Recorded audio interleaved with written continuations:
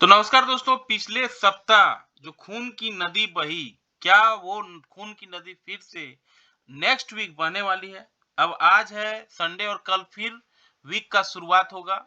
और क्या अब ये 23,000 को तोड़ के मार्केट 22,000 की ओर बहने लगेगा, या फिर 23,000 एक रेसिस्टेंस एरिया था और यहाँ से रिवर्सल का चांस ज्यादा है? इन सारे बिंदुओं पे डिस्कस करेंगे। इससे पहले अगर आप वीडियो देख रहे हैं, लाइक शेयर सब्सक्राइब कमेंट जरूर करें। तो अगर आप देखेंगे, पिछला वीक बहुत ही खराब वीक रहा। 23,000 के आंकड़े को, 23,000 के सपोर्ट को नहीं तोड़ा, ये एक अच्छी बात रही। लेकिन क्या ये 23,000 को ना तोड़ना, क्या ये कोई बड़ी बात है? क्या अब ये मार्केट बहुत ही खराब संकेत दे रहा है? देखेंगे कि HUL, Britannia, Eicher motor, Grasim, ICICI bank, ये सारे जो डिफेंसिव सेक्टर माने जाते हैं, ये मार्केट को सपोर्ट दे रहे थे 1 से 3% तक। वहीं पे doctor Reddy, trends, Mahindra and Mahindra, Adani ports, Adani enterprises, BPCL, ये 2 से 5% तक गिर रहे थे। तो मार्केट में काफी गिरावट हो चुकी है। ऐसे में क्या नेक्स्ट वीक मार्केट कहना चाहेगा, आइए समझते हैं। ये देखिए, 23,092 के आके खड़ा है मार्केट। वीकली चार्ट पे ये दिख रहा है। अब ये 23,092 क्यों इंपॉर्टेंट है, 23,000 का क्यों इंपॉर्टेंस है, ये देखेंगे इस चार्ट से। तो यहाँ पे क्लियरली दिखेगा कि ये जो चार्ट दिख रहा है, मार्केट में अगर ये 23,000 को तोड़ता है तो मार्केट में गिरावट बढ़ सकती है और फिर नीचे की ओर मार्केट ट्रेवल कर सकता है। और वो ट्रेवल कहां तक होगा? ये 23,000 तक होगा। यानी 23,100 अगर तोड़ता है तो आपको 23,000 पे सपोर्ट दिखेगा। ये 2-3 वीक से, ट्रेडिंग वीक से ऐसा हो रहा है। और अगर इसको भी तोड़ता है तो 22,800 की ओर फिर हम मूव करेंगे। तो क्लियरली ये दिख रहा है चार्ट से। यानी 23,100 पे आके खड़ा है। यहाँ पे अगर नेगेटिव कैंडल बनता है तो पहला जो पड़ाव रहेगा 23,100 का रहेगा, फिर 23,000 का रहेगा, फिर इसके नीचे 22,900 और 22,800 का रह सकता है। बाउंस बैक आती है और सपोर्ट अगर इसे मिलता है मार्केट से तो ऊपर की ओर मार्केट ट्रेवल कर सकता है। और ऊपर में जो मेजर सपोर्ट एरिया है 23,280 का है। यहीं से रिजेक्शन बार बार मार्केट होता है। तो अपसाइड अगर जाती है तो 23,200, 23,280 ये पॉइंट्स आपको मिलेंगे देखने के लिए। आते हैं डेली चार्ट पे। डेली चार्ट में भी सेम चीज दिख रहा है। 23,100 पे सपोर्ट लेने की कोशिश निफ्टी कर रही है। लेकिन क्या ये सपोर्ट एनफ है या फिर ये एक छलावा है, ये देखना होगा। तो यहाँ पे इसे हम एक चैनल से समझते हैं। तो ये क्लियरली दिख रहा है कि पहला जो ये सपोर्ट लेने की कोशिश कर रहा है 23,000 पे ये सपोर्ट लेगा। और अगर 23,000 को तोड़ता है तो गिरावट और बढ़ सकती है। तो ये गिरावट कहाँ तक बढ़ेगी, ये देखिए इस चार्ट से समझते हैं। तो क्लियरली दिख रहा है 22,800 तक मार्केट जा सकता है। सेम चीज यहाँ पर भी है, 23,100 पे खड़ा है। यहाँ पे अगर नेगेटिव कैंडल बनाती है एटलीस्ट 30 मिनट्स के टाइम फ्रेम पे तो 23,000 का पड़ाव काफी दूर नहीं है। इसके बाद 22,900, 22,800 का लेवल यहाँ पर भी दिख रहा है। अगर पॉजिटिव कैंडल बनती है एटलीस्ट 30 मिनट्स के टाइम फ्रेम पे तो मार्केट में अपसाइड ऊपर की ओर 23,200 की ओर, 23,285 की ओर ट्रेवल कर सकता है मार्केट। अब आते हैं निफ्टी के 15 मिनट्स के चार्ट में। तो चीजें यहाँ और अच्छी से समझ पाएंगे हम।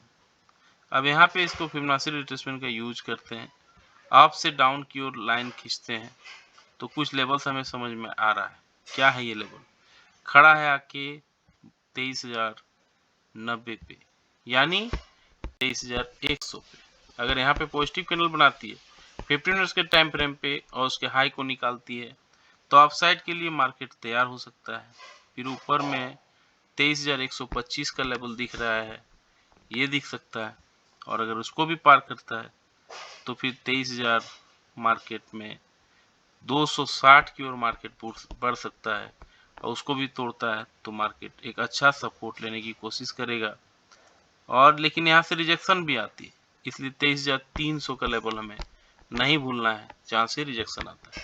In case of negative candle बनता है, नेगेटिव कैंडल का लो टूटता है 15 मिनट्स के टाइम फ्रेम पे, तो चीज़ें और गड़बड़ हो सकती हैं और फिर नीचे कहाँ पे सपोर्ट लेने की कोशिश करेगा, और वो सपोर्ट एरिया है 23,060 का। 23,060 पहले मिलेगा, उसके बाद 23,000 मिलेगा हमें देखने को, और अगर 23,000 को भी तोड़ता है तो गिरावट और बढ़ सकती है। इनके 75 पॉइंट का गैप अप या गैप डाउन होती है तो आधे घंटे कैंडल के हाई, आधे घंटे कैंडल के लो को मार्क कर लेना है, फिर जिस हिसाब में मार्केट मूव करेगा उस हिसाब पे ट्रेड लेना है, अच्छा रिसीवर्ड बैठ सकता है। अब आते हैं फटाफट किस तरह से निफ्टी बैंक काम कर सकती है, निफ्टी बैंक में किस तरह का प्रेशर है और निफ्टी बैंक से हमें क्यों दूर रहना चाहिए, इन सारे बिंदुओं पे डिस्कस करेंगे। अब देखिए निफ्टी बैंक में कोई ज़्यादा शेयर तो होता नहीं, केवल बैंक के होते हैं, तो अगर HDFC बैंक चला, ICICI बैंक चला, तभी यहाँ पे तेजी होती है, या फिर गिरावट हुई तो मंदी होगी। लेकिन अगर निफ्टी की बात करें तो उससे ज़्यादा अच्छा है, निफ्टी में 50 शेयर होते हैं, इसलिए बैंक निफ्टी में चीज़ें थोड़ी डिफ़िकल्ट बहुत ज़्यादा है। अब यहाँ पे हम 48,360 पे आके खड़ा हुए, ये इम्पोर्टेंट जोन है 48,360। यहाँ पे अगर पॉजिटिव कैंडल बनती है तो अपसाइड के लिए हम ट्रैवल कर सकते हैं, और फिर 48,900, फिर इसके ऊपर भी हम मूव कर सकते हैं, और वो लेवल होगा 49,500 का। लेकिन अगर नेगेटिव कैंडल बनती है एटलीस्ट 30 मिनट्स के टाइम फ्रेम पे, यहाँ पर भी 30 मिनट्स के टाइम फ्रेम पे, तो गिरावट बढ़ सकती है नीचे की ओर। फिर नीचे कहाँ तक जा सकता है, फिर ये दिख रहा है क्लियरली 48,200 की ओर, 48,000 की ओर ये ट्रेवल कर सकता है।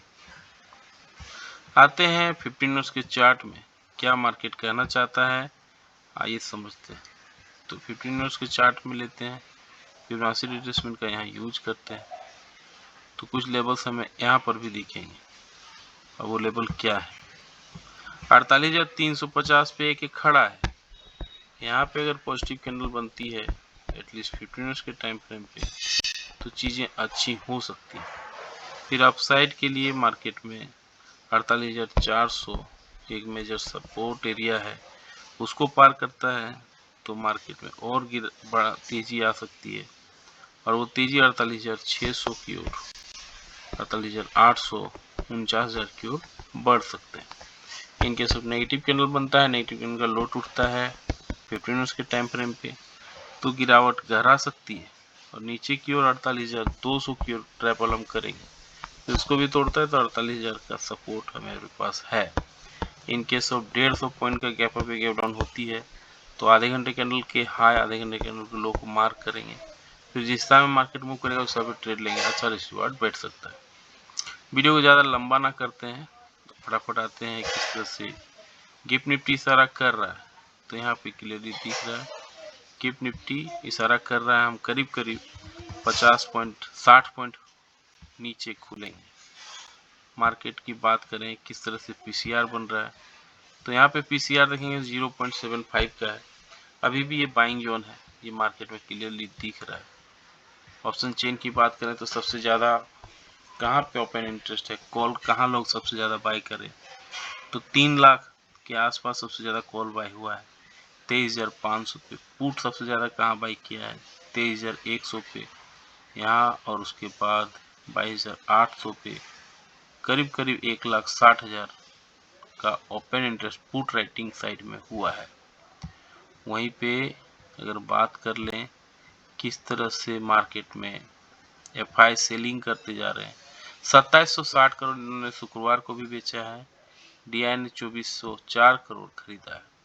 अभी तक की बात करें तो एफआई जिसे फॉरेन इंस्टीट्यूशनल इन्वेस्टर कहते हैं, जो इंश्योरेंस म्यूचुअल फंड्स में पैसा लगाते हैं, ये सारे क्या किए हैं किस तरह से, देखिए ये एफआई केवल इंडिया में माल बेच रहा है और ये 70,000 करोड़ अभी तक बेच दिया है एक महीने में। तो सारे पॉइंट्स को हमने डिस्कस किया, कैसा लगा जानकारी, लाइक से सब्सक्राइब करके जरूर बताएं। मिलते हैं किसी और वीडियो पे, तब तक के लिए जय हिंद, वंदे मातरम।